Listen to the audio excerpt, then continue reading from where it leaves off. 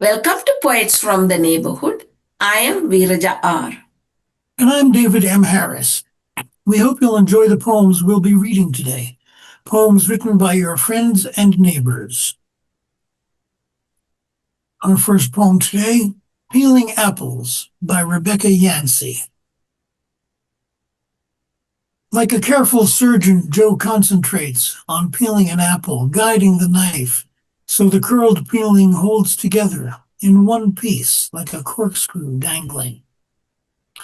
We sit on crates in the shade of the oak, surrounded by bushels of apples. A mockingbird sings from the roof of my nearby house. Joe slices the apple to hand me a wedge. I savor the juice. As I bite into its crispness, reach for another piece.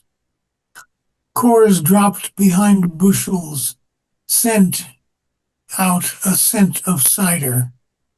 A late summer breeze carries it over the cotton field all the way to the pines behind the barn. The scent of cider, a hint of yellowing leaves and an early frost. The Red Rose by Joseph G. Sanfilippo.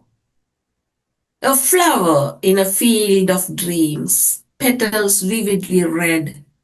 A gentle stream, musical notes, a puff of wind, solitary, a red rose stands.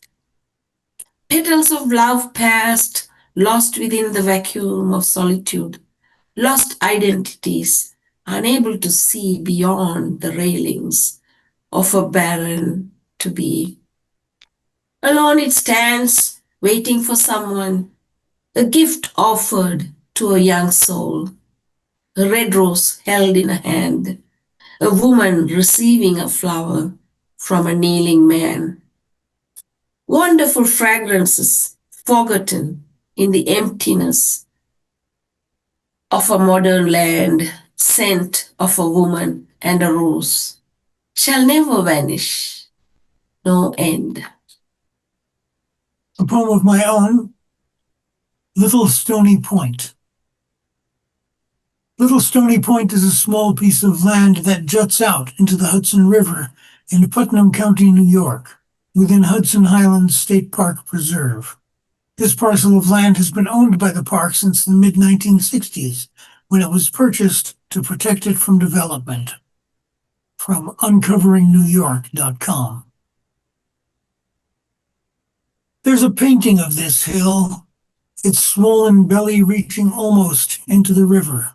Down the far bank, you can make out West Point, sole sign of human habitation, outpost of encroaching government on the recent frontier. Decades later, you can stand at the top, at the edge of the cliff, that belly quarried and crushed to gravel, poured to make the Long Island Expressway. Humans are always digging foundations or mines or harvesting forests, but here half a hill was removed for someone's profit. A few years later, Timber Ridge nearby was scheduled to be carted off as sand, saved only by endangered timber rattlers. Marble from Carrara, granite from Barry are torn out of the planet to be made into art. But for highways, sandboxes, we are the masters, the users. If this planet won't cooperate, we'll move to Mars. The next poem, The Headless Angel by Bill Brown. My wife tried to glue the head back on, but it's concrete and keeps falling off. The cat tries to roll it around the porch floor. We bought it for the garden to honor our dead mothers. But when the head fell off, we couldn't. So it sits with an uneven chipped neck, kneeling with little hands folded in prayer, wings nestled on its back. I thought to bury her, but can't.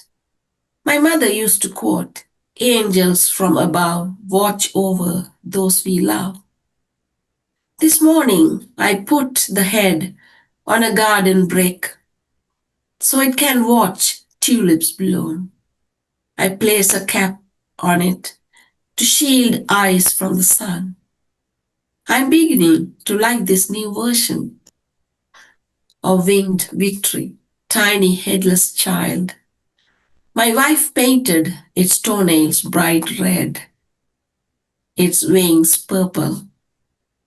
Calvin said, every one of us has thousands of angels attending. But give me this little concrete beauty, her head among flowers, her squat form always in prayers. And another poem of mine, Instead of Living. Mr. Boyce, 10th grade advanced English, insisted we had to read a book a week and prove it by handing in an index card that answered 3 questions about each book. I set the record with over 200 books in one school year. Not quite a book a day. Some books were short, Canterbury Row, The Moon is Down, but also The 42nd Parallel, not a quick read, a mix of classics and everyday novels. How much time did that take? All of it. I must have done my homework at school. And after school, a little TV, then the latest book. What else? Nothing. Social life? Nothing. We were a family that brought books to the dinner table. Sometimes on long trips, we would take shifts reading aloud in the car. I didn't pick up the habit of sociability until college, and I'm still not good at it, but I'm very good at reading. Light That Follows Rivers by Bill Brown. Like the light that follows rivers in the night, a figure hovers ghost-like in my dreams. My father, a stranger, sometimes the same, his blue eyes stained, his thoughts to read. His gruff hands hover luminous in my dreams.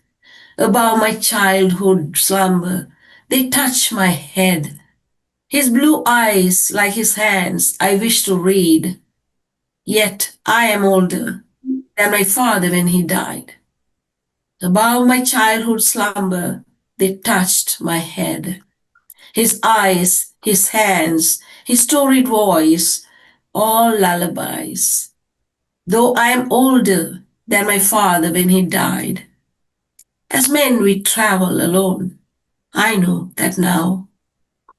His eyes, his hands, his storied voice, his lullabies. My father, my stranger, always the same. As men we travel lonely. I know that now. Like the light that follows rivers in my dream. Thank you for watching Poets from the Neighborhood. We hope you'll join us again soon.